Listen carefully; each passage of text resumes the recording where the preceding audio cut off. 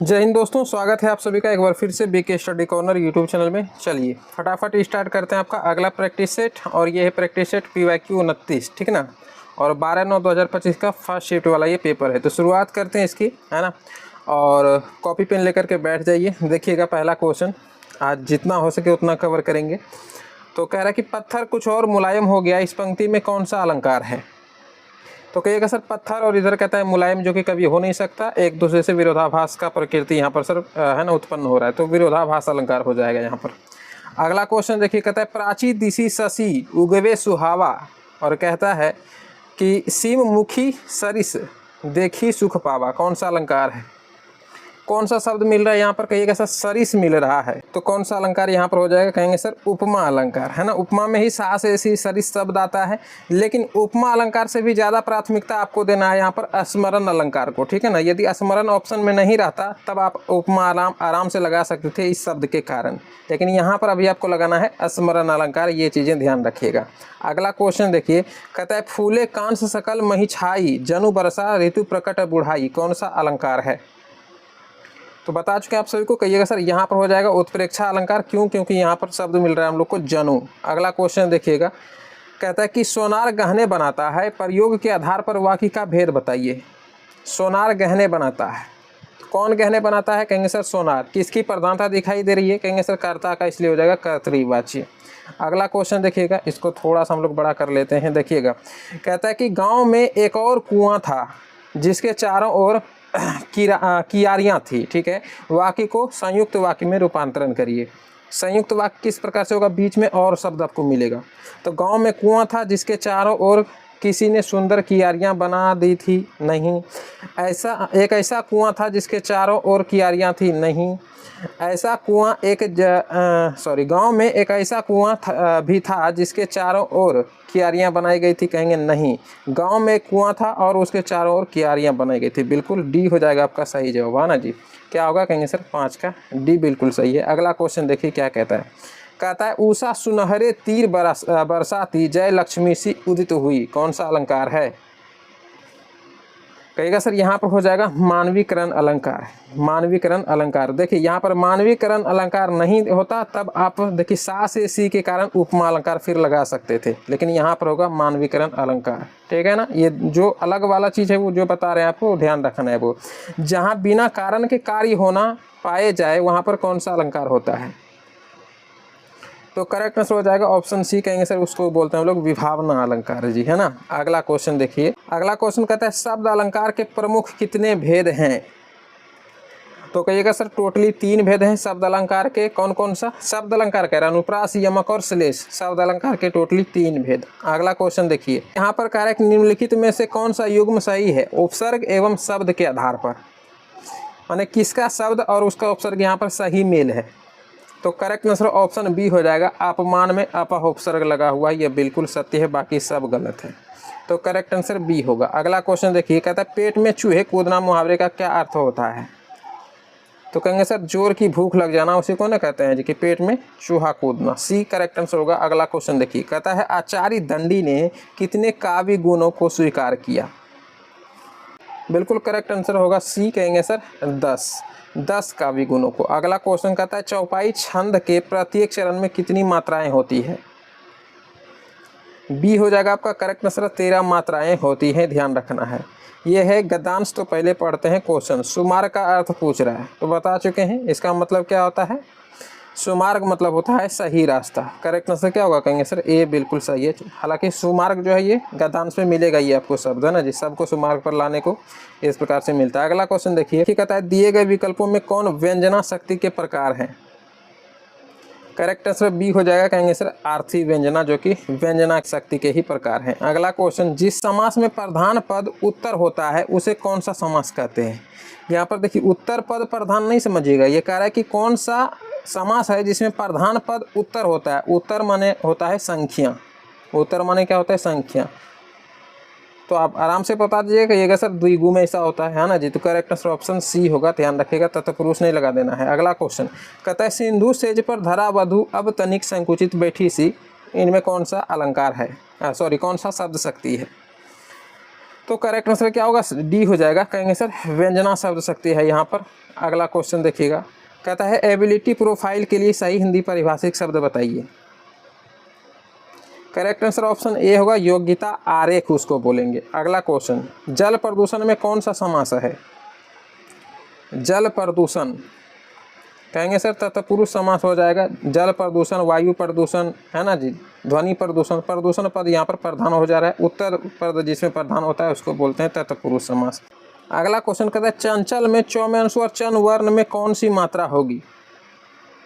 तो कहेंगे सर गुरु मात्रा है। करेक्ट आंसर ऑप्शन बी हो जाएगा।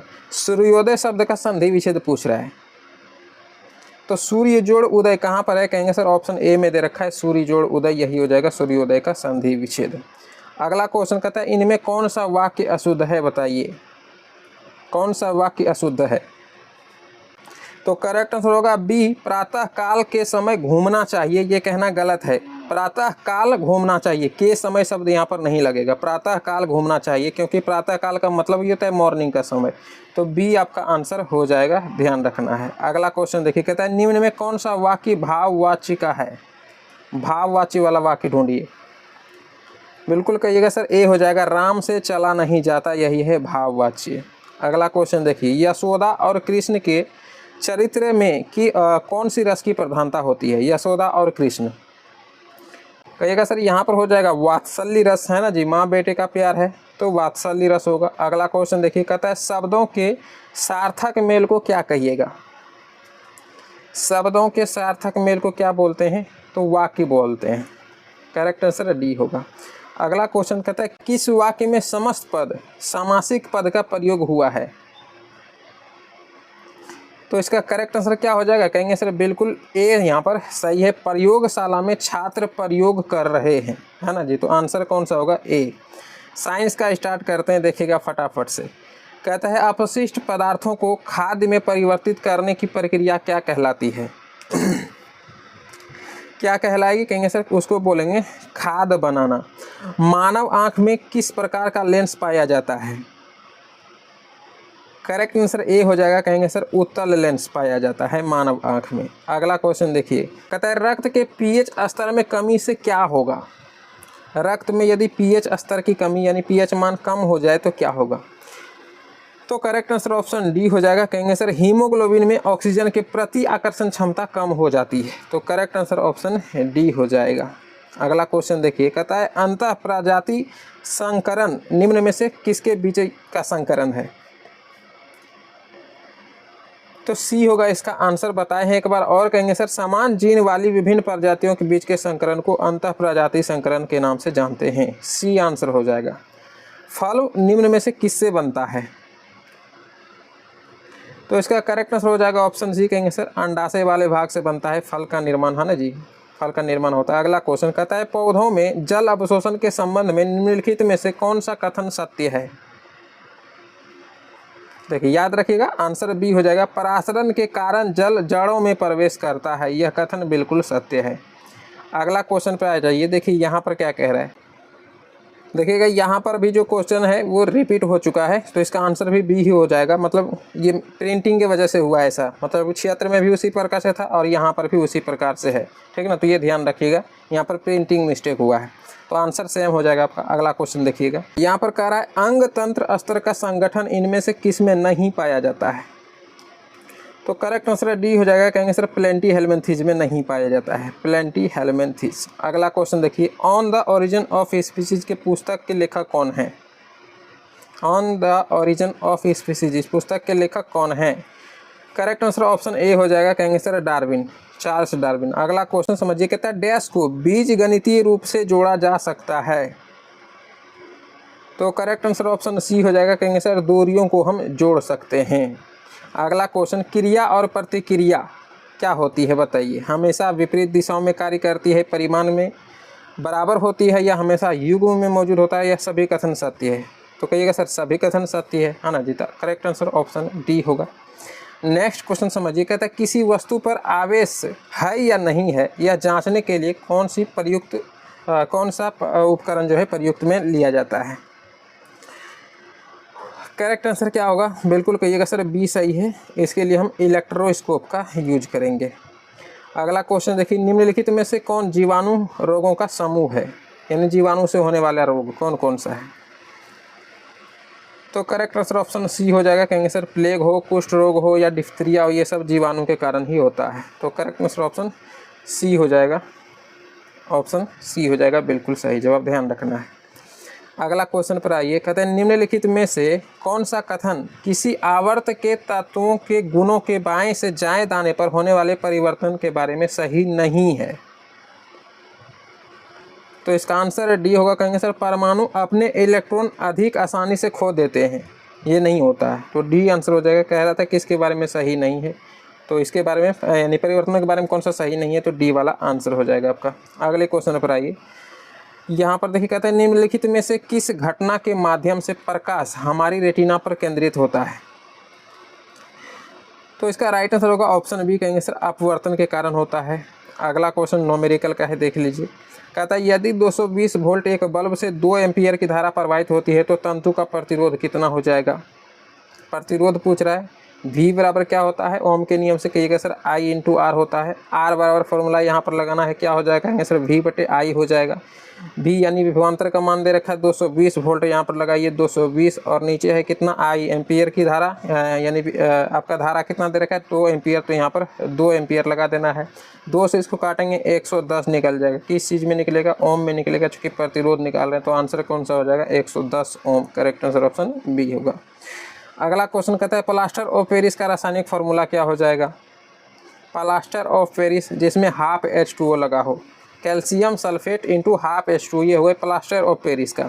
जिप्सम का पूछे तो ये वाला हो जाएगा कैल्शियम सल्फेट इंटू 2H2, इसमें 2 रहता है, बस जल की मात्रा 2 रहता है, तो इसको बोलेंगे जिप्सम। ये है सोडियम कार्बोनेट इंटू 10H2, इसको क्या बोले थे, तो इसको बोले थे धोने वाला सोडा है ना जी, धोबन सोडा।